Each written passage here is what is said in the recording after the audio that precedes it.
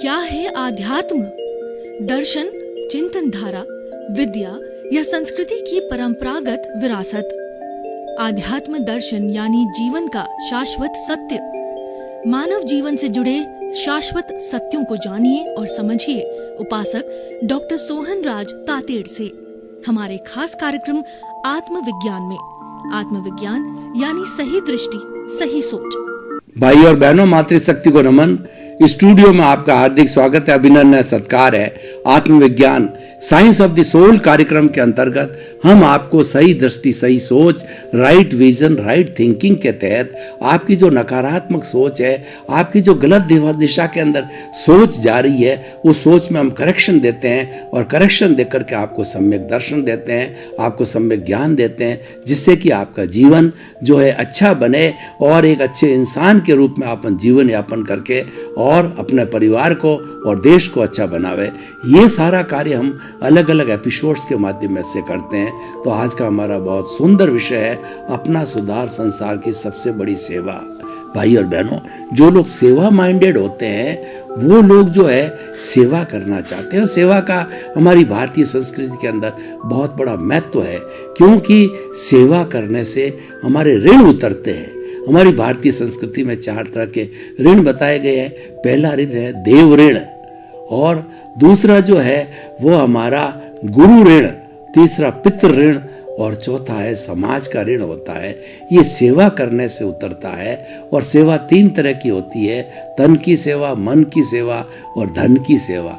धन की सेवा क्या होती है? किसी के पास में रुपया पैसा नहीं होता है तो वो व्यक्ति किसी संस्था में जाकर के और वो अपना समय दे 2 घंटा 4 घंटा प्रतिदिन, और वो मानव सेवा दे, यानी उसके लिए कोई भी नौकरी की और पैसा न ले, तब वो सेवा कहलाती है।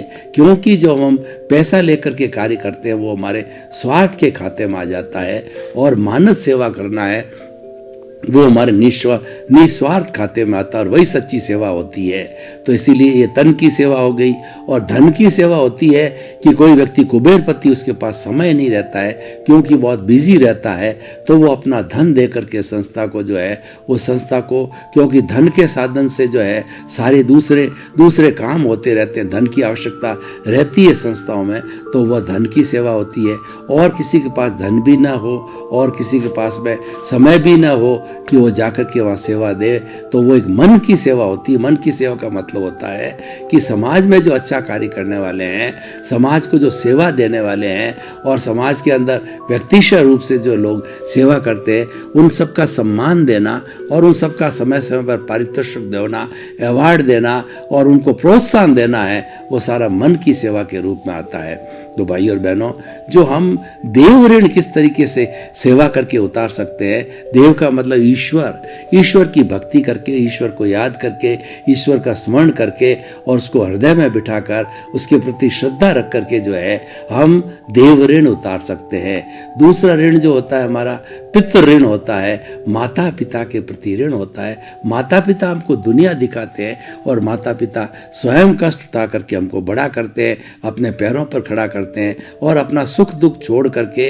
वो संतान के सुख दुख को अपना सुख दुख मानते हैं और सारा जीवन उसमें लगा देते हैं। जब तक कि बच्चा पैरों पर खड़ा नहीं होता है, माता पिता चिंतित रहते हैं, उसका डेवलपमेंट की बात सोचते हैं। किसी लोग ये चिंतन करते हैं पिता कि अगर मैं रुपया हूं तो मेरा बेटा ₹1.25 रुपया होना चाहिए, यानी वो आगे बढ़ना चाहिए। उसको अच्छी एजुकेशन देते हैं, अच्छे संस्कार देते हैं, अपने अच्छे कपड़े और अच्छा निवास करने का देते हैं। तो ये जो सारा माता पिता करते हैं, तो माता पिता के प्रति हमारा ऋण होता है, तो हमें ऋण उतारना चाहिए। और माता पिता तो जो है वो वर्तमान के जो है संसार के भगवान हैं, और उनका ऋण के लिए कहा गया है कि माता पिता के पैर खोल करके, अगर मान लो वह संतान प्रतिदिन जो है वो पानी पिए खोल करके माता पिता के चरणों का, तभी भी वो सेवा से ऋण नहीं हो सकता है। श्रवण कुमार बन करके आप माता पिता का जो है ऋण उतार सकते हैं। श्रवण कुमार का जो पूरा जो एपिसोड आता है वो सब आप जानते ही हैं कि किस तरीके से उसने माता पिता की सेवा की, कावड़ में बिठा करके, और वह जो है वो उनको सत्संग कराने ले गया, उनको जो तीर्थ यात्रा कराने ले गया, तो उसकी सेवा अनूठी सेवा थी। तो हर बच्चे को श्रवण कुमार बनना चाहिए। और तीसरी जो सेवा है वह है गुरु की सेवा है। गुरु, गु का मतलब होता है अंधकार, रू का मतलब दूर करने वाला। वह गुरु वह व्यक्ति होता है जो हमारे अज्ञान रूपी अंधकार को दूर करता है, और उसकी गुरु जो है वही हमें जो अच्छी शिक्षा देता है, और वो हमारा जब इतना अंधकार दूर करता है तो उसके प्रति हमारा ऋण है, उसकी हमें सेवा करनी चाहिए।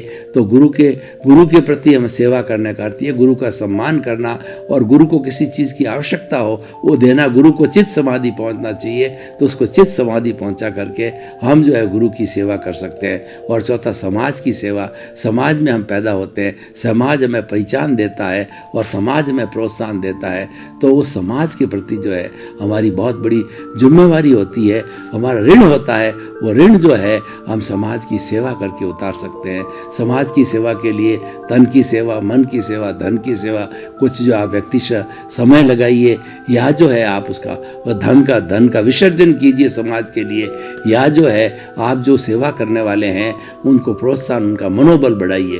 तो इस तरीके से भाई और बहनों, ये 4 तरह के ऋण उतारने के लिए सेवा की जाती है। और सेवा एक अमृत है, सेवा एक जो है पारसमणि है, ये चिंतामणि रत्न है, और ये कामधेनु है। और सेवा से जो है हमारे प्रभु भी, हमारे भगवान भी प्रसन्न रहते हैं, सेवा की जानी चाहिए। अब जो है हमारा जो आज का विषय है कि संसार की सबसे बड़ी जो है वो अपना सुधार, संसार की सबसे बड़ी सेवा है। अपने सुधार का मतलब क्या है कि हम एक अच्छे इंसान बने, हमारे में इंसानियत के गुण होने चाहिए। व्यक्ति के सामने 2 तरह के संसार है, एक तो हमारा लौकिक संसार है, व्यवहार जगत है, और एक हमारा निश्चित जगत है। सबसे पहले हम व्यवहार जगत की बात करें तो व्यवहार जगत में हम परिवार के साथ रहते हैं, समाज के साथ रहते हैं, कई लोगों के साथ रहते हैं, तो वो हमारा संबंध हर व्यक्ति के साथ में अच्छा होना चाहिए। किसी व्यक्ति के साथ में हम ऐसा व्यवहार न करें जो कि हमको बुरा लगे, तो निश्चित रूप से उसको बुरा लगेगा। यानी जो अन्य जो है व्यक्ति के साथ में वही व्यवहार करो जो आपको अच्छा लगे। हमको गाली जो है अच्छी पसंद नहीं है, आप किसी को गाली मत दो। हमको तिरस्कार पसंद नहीं है तो आप किसी का तिरस्कार मत करो। तो इस तरीके से, और दूसरा, काम कराने के बहुत तरीके होते हैं। जो प्रेम से काम कराने का तरीका है वो सबसे जो है अमिट तरीका है, और वो सबसे परमानेंट तरीका। कैसे? उदाहरण के तौर पर हमारी फैक्ट्री के अंदर कुछ मजदूर काम करने वाले होते हैं, उन मजदूरों को समय पर वेतन दे करके और उनको एक भाई जैसा व्यवहार करके उनके साथ में करें, मैं भी तुम्हारे साथ लगा हुआ हूँ, ये काम करो, शाम तक हमें इतना काम करके देना, और इतना काम हम करके देंगे तुम्हारी फैक्ट्री की स्थिति अच्छी होगी, हमारी रेपुटेशन अच्छी होगी। रेपुटेशन मैं सबके बीच में शेयर करता हूँ। मैं जो एक टीम का इंचार्ज होने के नाते इस फैक्ट्री के अंदर जितनी भी गुडविल है वो सब आपकी गुडविल है, तो आप काम करो, तो लोग प्रोत्साहित होते हैं, उस फैक्ट्री को अपना समझते हैं। तो ये प्रेम से काम करने का तरीका होता है। और दूसरा, प्रेम से काम करने पर आदमी को अहंकार शून्य होना चाहिए। प्रेम कब पैदा होता है? जब भीतर जो है अहंकार की न्यूनता हो। इसीलिए कबीरदास जी ने बहुत अच्छा कहा है कि जो पोथी पढ़ पढ़ जग मुआ और पंडित भयानक होय, और ढाई आखर प्रेम का और पढ़े सो पंडित होय। यानी व्यक्ति का जो है जीवन में काम करने का जो नजरिया होता है वो प्रेम का नजरिया होता है। प्रेम का नजरिया कायरता से नहीं जुड़ा होता है। प्रेम वही कर सकता है जो व्यक्ति शूरवीर है, क्योंकि कायर व्यक्ति तो क्या है कि बदला लेने की भावना करेगा, और टिट फॉर टेट की बात करे, नेले पर देला मारने की बात करेगा, और ईंट का जवाब पत्थर से देने की बात करे। ये कायरता का गुण है। लेकिन जो व्यक्ति जो है वो कर्मवीर होता है वही धर्मवीर होता है। तो जो कर्मवीर और धर्मवीर होता है वही व्यक्ति दूसरे को क्षमा कर सकता है। क्षमा करना कोई आसान काम नहीं है, ये कायरता का काम नहीं है, ये सूरवीरों का काम है। इसलिए कहा गया क्षमा वीरस्य भूषणम, क्षमा वीर का आभूषण है। वीर व्यक्ति क्षमा कर सकता है। तो भाई और बहनों, अपने सुधार का अर्थ ये हुआ कि आप अच्छे इंसान बनो, आपके द्वारा किसी को कष्ट नहीं हो, और उसके बाद में हम हर क्षण जो है हमें प्रार्थना करनी चाहिए, मेरे भीतर विराजमान शुद्ध आत्मा भगवान मुझे ऐसी शक्ति दो, जागृति दो कि मेरे द्वारा मन से, वचन से, काया से, करने से, करवाने से, अनुमोदने से किसी भी प्राणी को जिसके साथ मैं रह रहा हूँ उसके साथ किसी भी प्राणी में मेरे के द्वारा कोई कष्ट नहीं होना चाहिए। इस तरीके की भावना में रखनी चाहिए। और दूसरा क्या है कि संसार की सबसे बड़ी सेवा क्या है कि संसार में जितने भी प्राणी हैं वो तुम आत्म तुलावत समझो। आत्म तुलावत कैसे समझो कि 84 लाख जीवा योनि प्राणियों के भीतर विराजमान शुद्ध आत्मा भगवान को मैं निर्दोष दृष्टि से दर्शन को नमन करता हूँ। यानी जो भी जीवित प्राणी है, मनुष्य तो है ही है, मनुष्य के अलावा एक इंद्रिय, दो इंद्रिय, त्रिंद्रिय, चतुरेंद्रिय, पंचेंद्रिय, नरक गति, तिरंज गति, मनुष्य गति, देव गति और मोक्ष में जाने वाले सारे जीव, सबकी क्वालिटी मूल रूप से वो मोक्ष की क्वालिटी है। लेकिन व्यवहार जगत के अंदर जो है, उस व्यक्ति को जैसा शरीर मिला है वो व्यवहार के कारण मिला है, वो उसके कर्मों के कारण, वो द्रव्य कर्मों के कारण मिला है। लेकिन मूल उसका स्वरूप है, जो मूल उसका अस्तित्व सबका एक सा है, चाहे राम का हो, चाहे कृष्ण का हो, चाहे आपका हो, चाहे मेरा हो, चाहे पेड़ का हो, पौधे का हो, गाय का हो, भैंस का हो और चूहे का और बिल्ली को, सब में जो मूल आत्मा है एक सी विराजमान है। तो उसके अंदर कोई भी फर्क नहीं है, उसमें सारे गुण जो है सबके एक समान होते हैं, क्योंकि मूल रूप की आत्मा सारी एक होती है। तो हमें इस कॉन्सेप्ट को समझना चाहिए कि जब जो है इसके अंदर सारी मूल आत्मा एक शुद्ध, सब में प्रभु विराजमान है, तो उसको मैं कष्ट क्यों दूं, उसकी अवहेलना क्यों करूं। तो ये अपने आप जो है ऑटोमेटिकली हमारे में सुधार होने लग जाएगा। हम हर एक के अंदर शुद्ध आत्मा के दर्शन करेंगे, परमात्मा को दर्शन करेंगे, तो ऑटोमेटिकली हमारे भीतर जो है उस ध्वनि की प्रतिध्वनि होगी और हमारा सुधार अपने आप होता जाएगा। बहुत ही सुंदर कहा गया है, अपना सुधार संसार की सबसे बड़ी सेवा है कि आप एक सुधरेंगे तो आपको देख करके 11 सुधरेंगे, 11 से जो है वो 11,000 सुधरेंगे, 11 लाख सुधरेंगे और 7 अरब की जनसंख्या जो है अपने आप सुधरती रहेगी। एक व्यक्ति जो आइडियली रूप से बहुत शुद्ध होता है व्यक्ति, वह कितनी बड़ी समाज की सेवा कर सकता है और उसके स्वयं के सुधार से कितना बड़ा समाज में सुधार हो सकता है। मैं आपको उदाहरण देना चाहता हूँ, भगवान महावीर को देखिए। तो भगवान महावीर ने जो है उसके जब उनको केवल ज्ञान हुआ तो उन्होंने समूह शरण जो है चलाया और समूह शरण के अंदर वो प्रतिदिन प्रवचन करते थे। जो तीर्थंकर का जो समोषण होता है उसका अतिशय होता है कि उससे 125 योजन तक कोई बीमारी नहीं आती, महामारी नहीं आती, और दूसरा जो है वो अतिवृष्टि नहीं होती, अनावृष्टि नहीं होती, भूकंप नहीं आता, भूचाल नहीं आता। वहाँ पर सब व्यक्ति चैन से रहते हैं और जो भगवान के जो समोषण के अंदर हिंसा का भाव समाप्त हो जाता है। एक ही जगह पर भगवान का जो है प्रवचन सुनने के लिए वहीं शेर आता है और वहीं पर बिल्ली आती है, वहीं पर जो है चूहा आता है और वहीं पर कुत्ता आता है। एक दूसरे के विरोधी होते हैं, वो सारे वहीं हाजिर होते हैं, क्योंकि सब में हिंसा, उनका अतिशय के कारण हिंसा का भाव समाप्त हो जाता है। तो कहने का अर्थ यह है कि संसार की सबसे बड़ी सेवा क्या है कि आपके विचारों के अंदर, आपके विचारों में जो नेगेटिविटी है, जो हिंसा का भाव है, वो समाप्त हो जाना चाहिए। उसके लिए पुरुषार्थ भी किया जा सकता है और नैसर्गिक भी होता है। कुछ लोग ऐसे होते हैं कि जो अपने जन्म के साथ ही जो है समता का भाव लेके आते हैं। उनके क्रोध, अहंकार, माया लोग जो है बहुत शून्य होते हैं, बहुत कम होते हैं और वो सादगीपूर्ण जीवन यापन करते हैं। और कुछ लोग जो है जिनके पास में ये कमी रहती है, तो वो लोग क्या है कि उसको अर्जित करते हैं। अर्जित करने के लिए अभ्यास किया जाता है। तो अभ्यास के लिए कहा जाता है कि करत करत अभ्यास के और जड़मती होत सुजान और रसरी आवत जान के और सल पर पड़त निशान। प्रैक्टिस मेक से मैन, हमें प्रैक्टिस करनी चाहिए। तो दोनों ही सिस्टम में लागू है। नैसर्गिक है तो अच्छा है, वो तो अपने आप आएगा।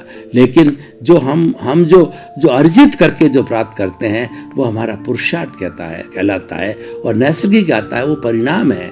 वो तो पूर्व जन्म के अंदर जैसा हम करके आए हैं, ध्वनि उसकी प्रतिध्वनि मिलेगी। जैसे हम भाव करके आए हैं वैसे द्रव्य कर्म को मिलेंगे और ये हमारा जो है वो उदय और प्रारब्ध चलता रहेगा। तो भाई और बहनों, जो हमारा एपिसोड है कि संसार की अपना सुधार, संसार की सबसे बड़ी सेवा ये है, क्योंकि ऐसा कहा गया है कि अपने मरे बिना स्वर्ग नहीं होता है। हम अगर खुद नहीं सुधरेंगे, खुद नहीं मरेंगे तो हमें स्वर्ग नहीं मिलेगा। हम खुद नहीं सुधरेंगे या खुद सुधरे हुए नहीं हैं तो हम दूसरों के जो है वो शिक्षा देने का अधिकारी नहीं है। इसका एक उदाहरण मैं आपको बताना चाहता हूँ कि महात्मा गांधी के पास में एक माँ अपने बच्चे को लेकर के आई कि महात्मा जी, मेरा बच्चा जो है गुड़ बहुत खाता है, गुड़ खाने से इसके दांत जो है वो गिरने लग गए हैं और इसके आंतों के अंदर जो है कीड़े पड़ गए हैं। तो आप कृपया इसको जो उपदेश दीजिए कि वो गुड़ खाना बंद कर दे। अब उस समय में गांधी जी ने कहा कि बहन 7 दिन के बाद आना, क्यों गांधी जी स्वयं गुड़ खाते थे। तो 7 दिन में उन्होंने पूरा अभ्यास करके और गुड़ खाना छोड़ दिया। और 7वें दिन जब बहन वापस आई तो कहने लगी कि जो महात्मा जी आपने 7 दिन कैसे लिए, छोटी सी बात, आप उपदेश तो उसी समय दे सकते थे। तो महात्मा गांधी ने फिर उपदेश दिया कि बच्चे गुड़ नहीं खाना चाहिए, गुड़ के खाने से अगर थोड़े रूप में गुड़ खाओ तो गुड़ पाचक होता है, ज़्यादा रूप में खाते हो तो आपकी आंतों के अंदर कीड़े पड़ जाते हैं, दांतों में कीड़े पड़ जाते हैं और उसके साथ साथ बीमारी होने का डर रहता है। तो तुम्हारे स्वास्थ्य के लिए ज़्यादा खाना अच्छा नहीं है, लिमिट में खाया करो जब भी आपकी इच्छा हो। तो बच्चे ने उनकी बात मान ली। तब बहन ने कहा कि आप ये बात तो उस समय भी कह सकते थे। गांधी जी ने कहा कि मैं उन दिनों में गुड़ खा रहा था, तो जब तक मैं किसी चीज़ को छोड़ नहीं दूं तब तक उपदेश का जो है मैं अधिकारी नहीं होता हूँ। तो भाई और बहनों, कि अपना सुधार संसार की सबसे बड़ी सेवा है। यानी हम सुधरे हुए हैं तो हम जो है वो दूसरे को जो है उपदेश देने का अधिकारी होते हैं। व्यसन की बात लीजिए कि मनुष्य का जीवन जो है व्यसन से बहुत दूषित हो जाता है। और व्यसन कई तरह के, आजकल शराब है, भांग है, गांजा है, स्मैक है और ब्राउन शुगर है। यानी कई तरह की जो चीज़ें आज जो व्यसन के लिए आ गई है। कुछ ऐसे तत्व होते हैं समाज के अंदर जो कि अपने स्वार्थ के लिए समाज के लोगों से खिलवाड़ करते हैं। पहले तो जो है वो खास तौर से हमारी युवा पीढ़ी जो कॉलेज में और यूनिवर्सिटी में पढ़ती है, उनको ये लोग इस तरीके की व्यसन की चीज़ें खिलाते हैं और पहले मुफ्त खिलाते हैं 10-15 दिन, और जब वो व्यक्ति वो उसके आदी हो जाता है तब उसको खानी ही पड़ती है।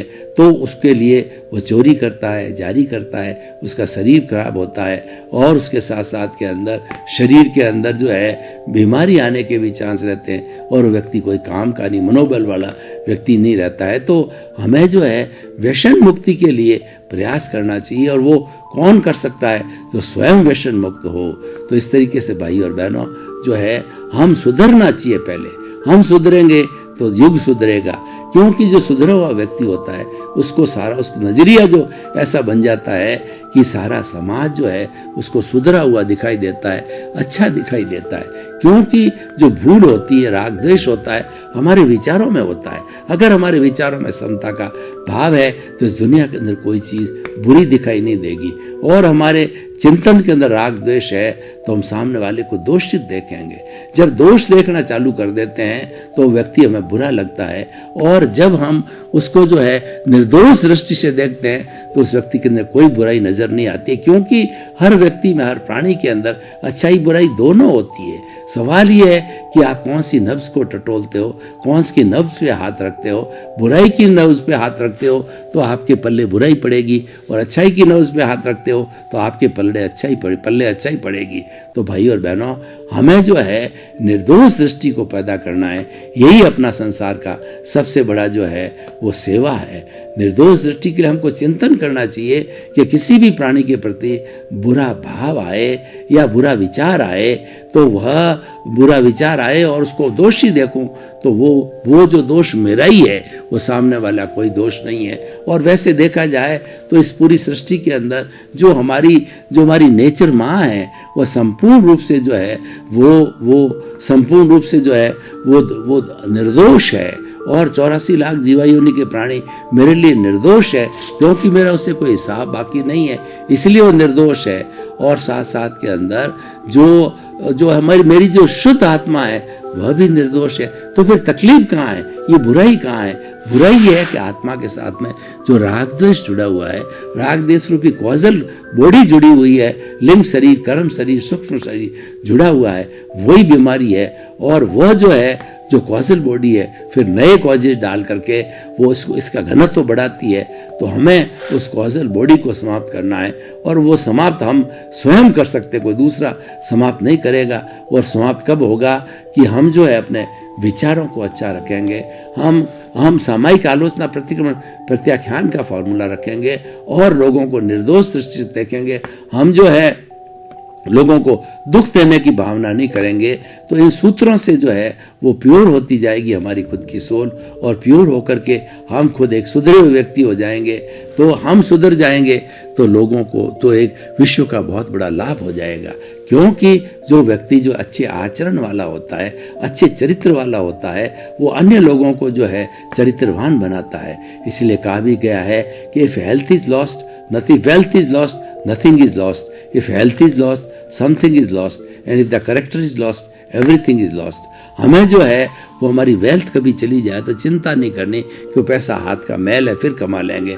और स्वास्थ्य नरम हो जाता है, स्वास्थ्य कमज़ोर हो जाता है हेल्थ, तो वो थोड़ा हमें डॉक्टर से चिंतन करके उसको वापस जो है ठीक करना चाहिए। परंतु अगर किसी आदमी का करैक्टर चला गया, धब्बा लग गया, तो वह आदमी कोई काम का नहीं, वो तो जो है वो जेल के अंदर सड़ता रहेगा। मैं कुछ ऐसे बाबा लोगों की बात बताऊं, ऐसे बाबा लोग अभी बहुत जेल के अंदर है। उनका कारण ये है कि हालांकि वो मठाधीश है, उनके पास करोड़ों अरबों रुपए है और लोग उसको भगवान की तरह पूजते हैं, लेकिन जो है उन्होंने जो है चरित्र के ऊपर जो ऐसा धब्बा लगा दिया कि लोग आज उन पर थूकने लग गए और उनको जो जेल की सजा हो गई, लंबे समय तक जिंदगी भर तो जेल की सजा काटते रहते हैं। इन सब का कारण क्या है कि व्यक्ति अपना सुधार नहीं करता है। तो सबसे पहले हमें अच्छा बनने के लिए स्वयं का सुधार करो, और स्वयं का सुधार करने के लिए क्या क्या बुराइयां हैं, अपने भीतर जो जो बुराई है उन बुराइयों को चार्ट बनाओ कि मैं झूठ बोलता हूँ, कि कपट करता हूँ, कि माया करता हूँ, या और भी कोई दोष है आपका, व्यसन करने का दोष है, या टाइम मैनेजमेंट नहीं करते, समय पर सोता नहीं, समय पर उठता नहीं है।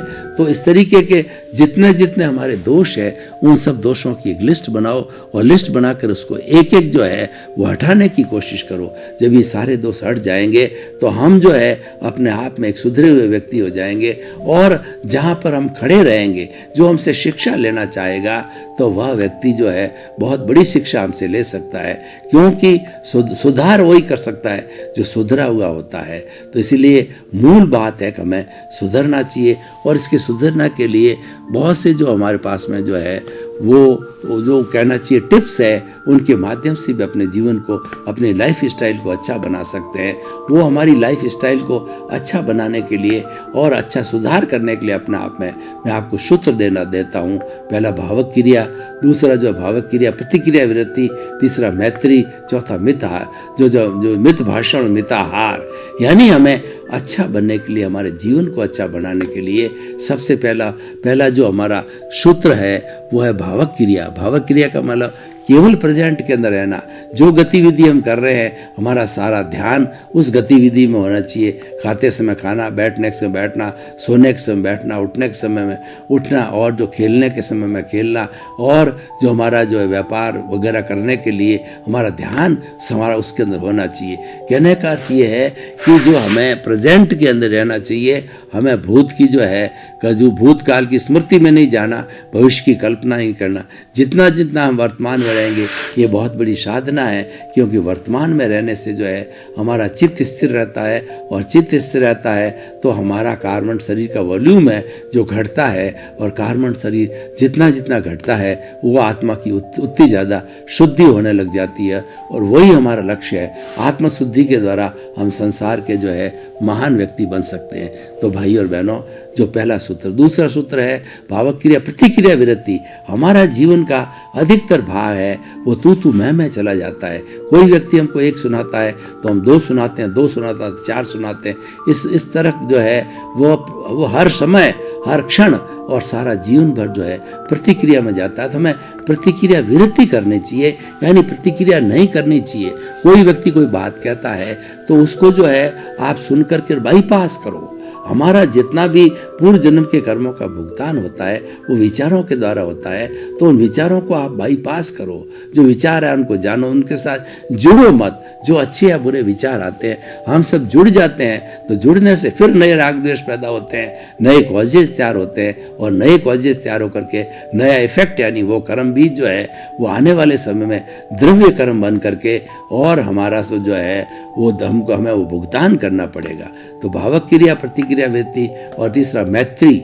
हमें जो है हर प्राणी के साथ में मैत्री करनी चाहिए। जितना मैत्री का भाव जो पुष्ट होगा, उतना जो है हम एक अच्छे इंसान बन जाएंगे।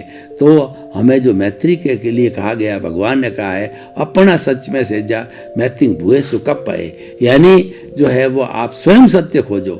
मैंने जिस सत्य को खोज करके रास्ते पे चला और उससे मुझे केवल ज्ञान हुआ, तो आप जो है मेरे को खाली सुनने से आपको केवल ज्ञान नहीं होगा, आपको उस रास्ते पर चलना पड़ेगा, आपको समता की साधना करनी पड़ेगी, आपको जो है वो स्थित प्रज्ञ बनना पड़ेगा और आपको जो है प्रज्ञा चक्षु बनना पड़ेगा।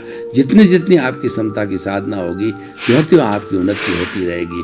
तो भाई और बहनों, भावक्रिया प्रतिक्रिया व्यक्ति मैत्री, हर एक प्राणी के साथ में मैत्री करो, उसको आत्मतुलावत समझो और उसके साथ वो व्यवहार मत करो जो कि आपको अच्छा नहीं लगे। भाई और बहनों, आपका बहुत बहुत धन्यवाद। आप हमारा आत्मविज्ञान कार्यक्रम बड़ी दिलचस्पी के साथ देख रहे हो और देखना भी चाहिए, क्यों आत्मविज्ञान कार्यक्रम प्योर आत्मा की सत्संग है और जहाँ आत्मा की बात कही जाती है, अविनाशी तत्व की बात कही जाती है, तो बात स्वयं में परमानेंट होती है, क्योंकि आत्मा एक परमानेंट तत्व है और जड़ है, वो नाशवान है। ये हमारा शरीर जड़ है, ये कई बार आया और कई बार चला गया, लेकिन आत्मा तो हर युग के अंदर शाश्वत है।